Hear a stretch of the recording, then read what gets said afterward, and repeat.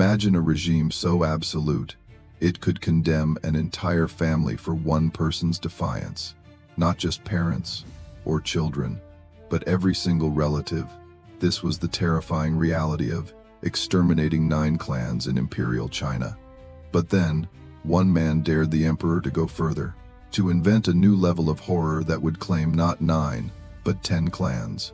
This is the story of Fang Xiaoru and the 873 lives lost because he chose honor over silence. The year is 1402, but to understand the terror that is about to unfold, we must first journey back to a chilling concept that haunted Imperial China for centuries. Imagine a crime so grave, it didn't just end your life, it ended your entire family. Every cousin, every uncle, every innocent child, a bloodline, erased, a memory, extinguished. This was the terrifying reality of Zhu, the extermination of 9 clans. It wasn't just a punishment, it was a total annihilation, a meticulously designed act of state, sanctioned terror meant to ensure absolute, unquestioning obedience. So, who exactly faced this horrifying fate? The definition of 9 clans could shift, but its devastating scope remained consistent. It typically included your immediate family, you, your parents, your siblings, and your children. Your mother's family, her parents, and her siblings. Your wife's family, her parents. One person's perceived transgression, one whisper of disloyalty, could condemn dozens, even hundreds, of innocent people. Elderly parents, newborn infants, distant relatives who had never even met the accused, all swept away in a single brutal decree. It was the ultimate, visceral reminder: challenge the emperor, and your very existence, along with that of everyone you loved, would be mercilessly wiped from history.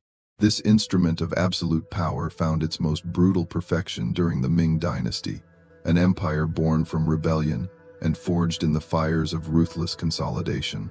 Its founder, Zhu Yuanzhang, the Hongwu emperor, rose from desperate poverty to seize the dragon throne. A man scarred by hardship, he ruled with a deep-seated suspicion, seeing plots and conspiracies everywhere. Hongwu's reign was marked by purges of breathtaking scale, designed to centralize power and crush any potential defiance. Thousands perished in vast, orchestrated campaigns against perceived threats, real or imagined. He wanted a bureaucracy of terror, where loyalty was enforced by the ever-present shadow of Zhu. His message was simple, stark: obey or face utter oblivion. By the time Hongwu died in 1398, the Ming Dynasty was stable, yes, but it was also a realm of profound, suffocating fear. The mechanisms of state violence were honed to a chilling precision. Yet even in this climate of dread, a new, unforeseen chapter was about to begin, one that would push the limits of imperial cruelty beyond anything previously imagined. Hongwu's chosen successor was his grandson, Zhu Yunwen, who ascended the throne as the Jianwen emperor. Unlike his grandfather, Jianwen was a young, scholarly ruler. He favored a more benevolent style of governance, steeped in Confucian ideals, and surrounded himself with respected civilian scholars. He dreamed of an era of peace and stability, a stark contrast to the terror of his grandfather's reign. He genuinely believed that a just and moral rule would foster true loyalty, rather than fear. But this shift in philosophy did not sit well with everyone. Hongwu had deliberately established powerful regional princes, his own sons, to act as bulwarks for the empire. The most formidable among them was Zhu Di, the Prince of Yan, a veteran military commander, hardened by campaigns against Mongol remnants on the northern frontier. Zhu Di possessed a martial prowess and ambition that dwarfed his nephew's scholarly leanings. He saw Jianwen's reforms as weakness, a betrayal of his father's legacy, and a dangerous destabilization of the empire his father had built. More profoundly, he believed he was the rightful heir, the true inheritor of Hongwu's strength and vision. The stage was set for an inevitable, bloody clash, a collision of two utterly different visions for the empire. On one side, the young Jianwen and his trusted scholarly advisors, seeking to guide the formidable power of the dragon with wisdom and benevolence. On the other, the ambitious, battle-hardened Zhu Di, convinced that the dragon's raw strength was its only true guarantee of survival. This conflict would not only redefine the Ming dynasty, tearing its very fabric, but it would unleash an act of terror so profound, so utterly unprecedented, that it would carve itself into the darkest annals of Chinese history. It would give rise to a new, horrifying term, the extermination of 10 clans. In the volatile landscape of the early Ming dynasty, where power was absolute and life often cheap, there emerged a figure whose very name symbolized unwavering principle, Fang Xiaoru. Born in 1357, Fang Xiaoru was no warrior, no ambitious courtier. He was a scholar, a man of letters, whose strength lay not in military might, but in the formidable power of his intellect and the unshakable bedrock of his moral conviction. From a young age, Fang displayed extraordinary talent. He devoured classical texts, mastering the intricacies of Confucian philosophy, which taught the importance of loyalty, filial piety, and righteous governance. But his learning was not merely academic, it was a living creed. He became a disciple of Song Lian, one of the foremost scholars of the era, who recognized Fang's singular brilliance. Song Lian once hailed him as a once-in-a-century talent, a testament to the profound respect he commanded even among his peers. Fang Xiaoru's personality was one of quiet, almost austere dignity. He was meticulous, some might say fastidious, in his scholarship and personal conduct, often losing himself for hours in ancient texts, oblivious to the world outside. This dedication to principle made him a beacon of virtue in an age of shifting loyalties. He embodied the ideal Confucian scholar, a man whose intellectual pursuits were inseparable from his moral compass, a true master of orthodox learning. His integrity was not for show. It was the very essence of his being, a quality that would soon place him in the crucible of an empire in turmoil. When the young Jianwen emperor ascended the throne in 1398, he immediately sought to break from the draconian rule of his grandfather, Hongwu. Jianwen envisioned a benevolent reign, one guided by scholarly wisdom rather than brute force. He turned to men like Fang Xiaoru, recognizing in him the very embodiment of the Confucian ideals he wished to champion. Fang Xiaoru quickly became Jianwen's most trusted advisor, a cornerstone of his court. He played a pivotal role in drafting the emperor's reforms, advocating for policies that aimed to ease the burdens on the common people and promote ethical administration. There was a deep, mutual respect and shared idealism between the young emperor and his venerable minister. Fang Xiaoru saw in Jianwen the promise of a truly righteous ruler, someone capable of leading the Ming dynasty into an era of genuine peace and prosperity. It was a vision of hope, built on the foundation of moral governance. But this vision, however noble, was seen as a grave threat by others. The powerful regional princes, particularly Zhu Di, the Prince of Yan, viewed Jianwen's reliance on civilian scholars and his attempts to curb their own power as a perilous weakening of the empire. Zhu Di, hardened by years of frontier warfare, was a man of action, not abstract philosophy. He chafed under Jianwen's authority, seeing his nephew's reforms as an insult to his father's legacy and a direct challenge to his own immense influence. He believed, with an unshakable conviction, that he was the true inheritor of Hongwu's iron will and military genius. The simmering resentment erupted in 1399 with the launch of the Jingnan campaign, the pacification of troubles. Zhu Di declared that Jianwen's court was corrupt and that he was merely acting to remove wicked ministers who misled the emperor. It was a flimsy pretext for a brutal civil war. For 4 agonizing years, the Ming dynasty was torn apart by the conflict between uncle and nephew.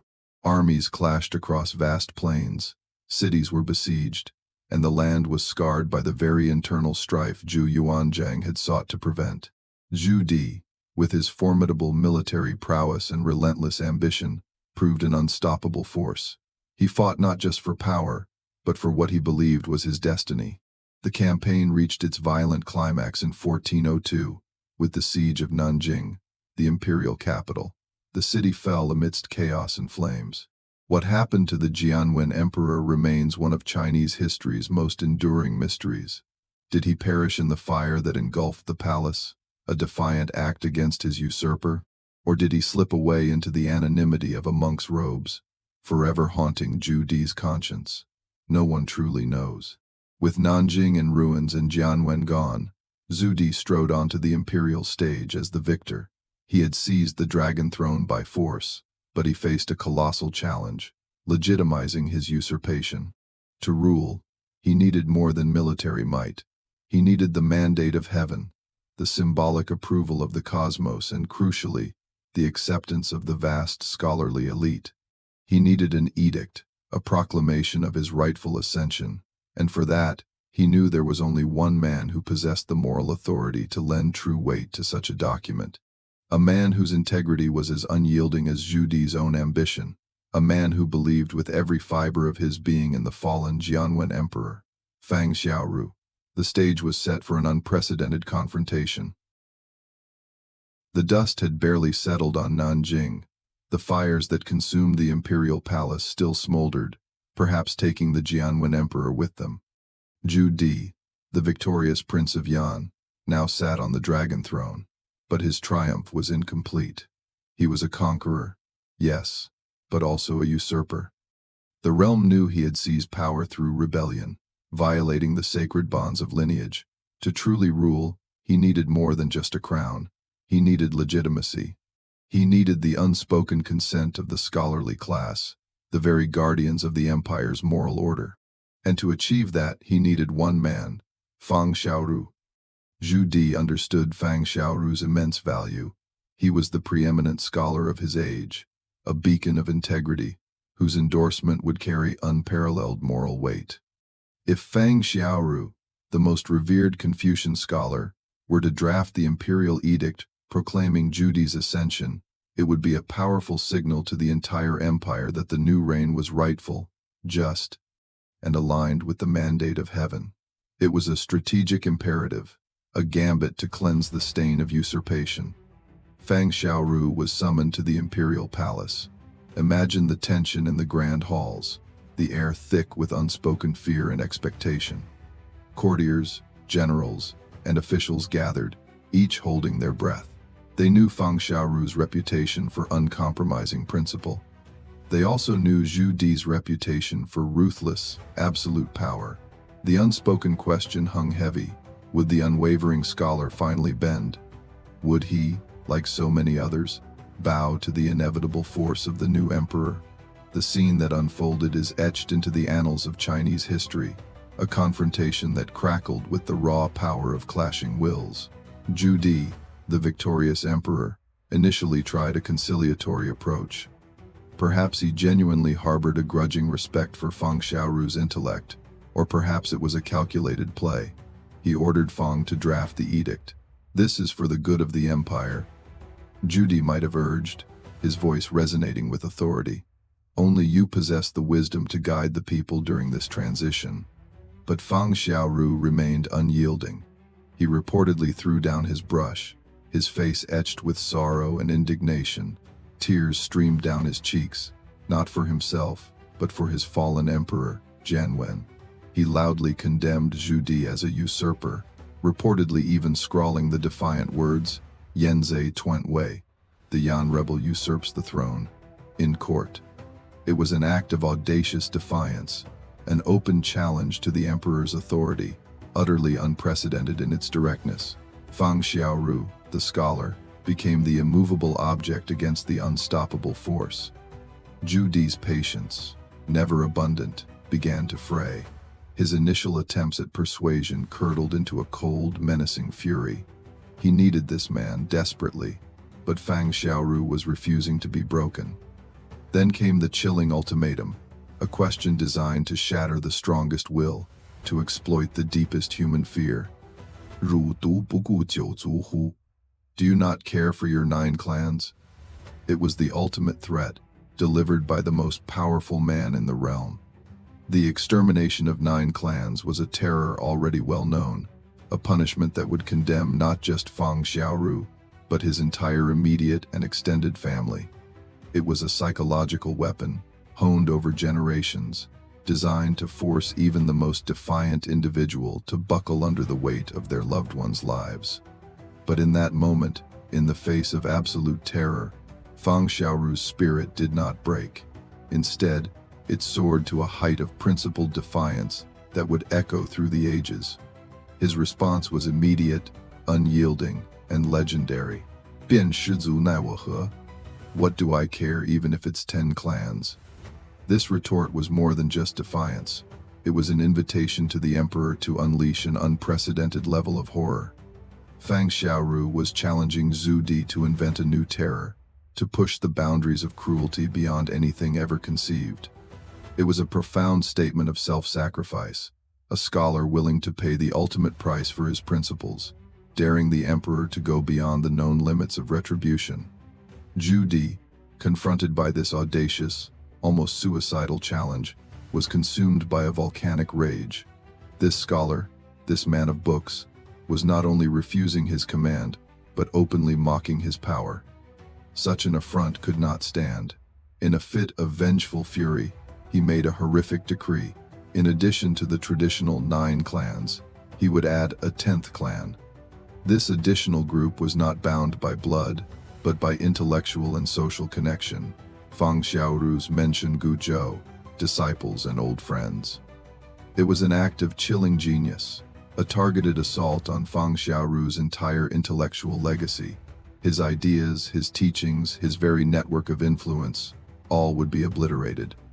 The stage was now set for an annihilation unlike any other in Chinese history, a systematic purge designed to erase not just a family, but an entire intellectual movement. The machinery of terror was set in motion. Fang Xiaoru's defiant words, "What do I care even if it's 10 clans?" were not an empty boast. They were a challenge that Zhu Di, consumed by a rage born of both power and profound personal affront, accepted with terrifying resolve. What followed was an act of imperial vengeance so absolute, so meticulously executed, it remains one of the darkest chapters in Chinese history. The machinery of annihilation, previously reserved for 9 clans, now ground into motion for an unprecedented 10. The implementation was swift and brutal. Imperial agents fanned out across the realm, not just to Fang Xiaoru's ancestral home, but to every corner where his influence had spread. For hundreds, a knock on the door, a sudden arrest, led to a chilling, incomprehensible realization. Their crime was knowing Fang Xiaoru. It was a terror unlike any before, reaching beyond blood ties to sever bonds of intellect, camaraderie, and respect. Imagine the confusion, then the dawning horror, for a quiet scholar in a distant province. He may have met Fang Xiaoru only once, years ago, at a literary gathering. Or perhaps he was a devoted student, inspired by Fang's teachings. Now, without warning, imperial guards were at his gate, their faces grim, their purpose undeniable. His crime? Being a disciple or old friend, Menshin Guzhou. This was the insidious reach of the 10th clan, a category invented by imperial wrath to ensure that Fang Xiaoru's legacy, his very intellectual existence, was utterly eradicated. The scale of this purge was staggering. While precise figures from such a brutal, targeted extermination are always contested, historical records, particularly the authoritative history of Mingxi, grimly document the numbers. 873 individuals were officially recorded as executed. These weren't soldiers or rebel leaders. They were scholars, their families, their servants. Each number represented a life, a family shattered, a lineage abruptly ended. Beyond those executed, thousands more were condemned to equally horrific fates, exiled to remote, desolate frontiers, sentenced to lifelong hard labor, or, for the women and children, forced into slavery, their dignity stripped away, their future stolen. Many perished during these forced journeys, succumbing to starvation, disease, or the sheer brutality of their captors. The methods of execution varied, but all were designed to send an unmistakable message. While commoners might face beheading, prominent dissenters like Fang Xiaoru were often subjected to more agonizing forms of imperial vengeance. Though historical accounts vary in their explicit detail, some suggest Fang Xiaoru endured slicing into pieces, lingqi, or death by 1,000 cuts, or other prolonged forms of torture before his ultimate demise, meant to maximize suffering and public spectacle. The bodies were left exposed, a stark warning. The aftermath was a chilling, suffocating silence. The intellectual class of the Ming dynasty, the very heart of its bureaucratic and moral system, was plunged into profound fear. Scholars across the empire, those who had admired Fang Xiaoru, those who shared his ideals, went into hiding. Many changed their names, abandoned their public lives, and ceased their academic pursuits altogether, terrified that any past association, any shared intellectual curiosity, could lead to their own annihilation. Libraries were purged. Books suspected of containing Fang Xiaoru's writings were seized and burned. The very air seemed to hold its breath, lest a whisper of dissent betray someone. The intention was clear: to obliterate Fang Xiaoru's influence so thoroughly that no one would ever dare challenge the absolute authority of the emperor again. Zhu Di sought to prove that no moral high ground, no intellectual integrity, no network of friends, could stand against the terrifying might of the Dragon Throne. This purge was not just about punishment, it was about psychological warfare on an unprecedented scale, designed to crush the very spirit of independent thought. The physical extermination eventually subsided, but the deep, scarring wound left by the extermination of 10 clans would fester for centuries.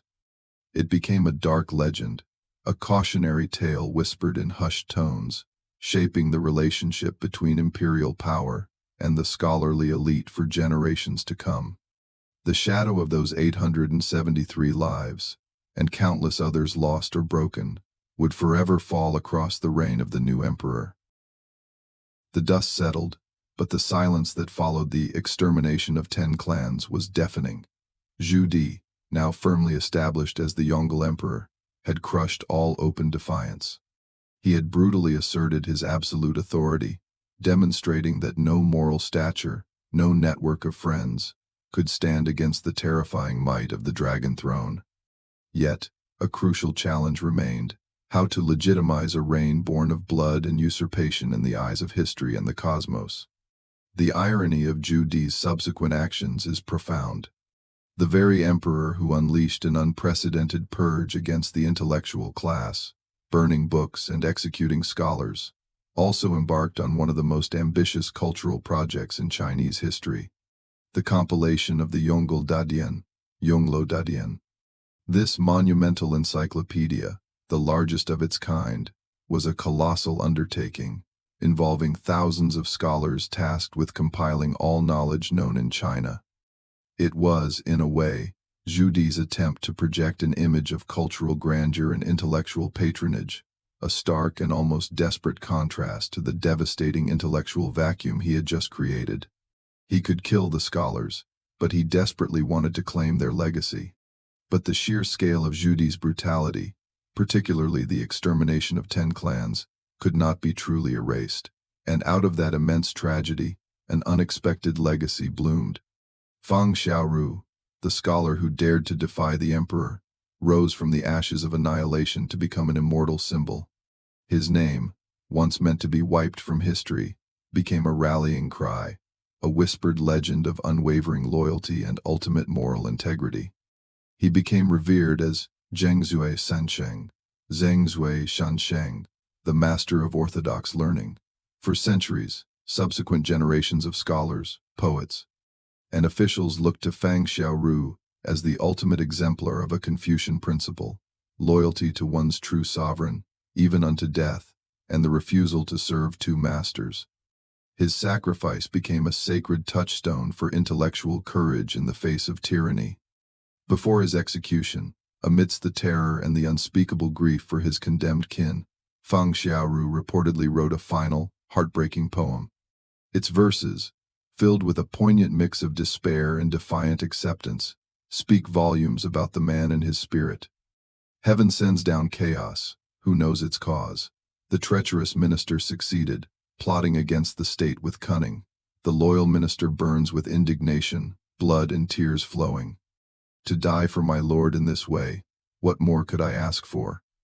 These words, not of regret but of righteous indignation and resolute self-sacrifice, encapsulate the moral dilemma and the profound choice he made. His was not a death in battle, but a martyrdom by principle. Historically, the exact literal interpretation of 10 clans has been debated among scholars. Some argue it was hyperbole in later accounts, though the fact that disciples and friends were indeed targeted is undisputed. But regardless of the precise tally, the impact of this expansion was clear and devastating. It pushed the boundaries of traditional Ju-Jol-Zu, creating a unique and terrifying precedent. It was a direct assault on intellectual networks, aiming to cripple not just a family tree, but an entire school of thought. Fang Xiaoru's tragedy became a cautionary tale that echoed throughout Chinese imperial history.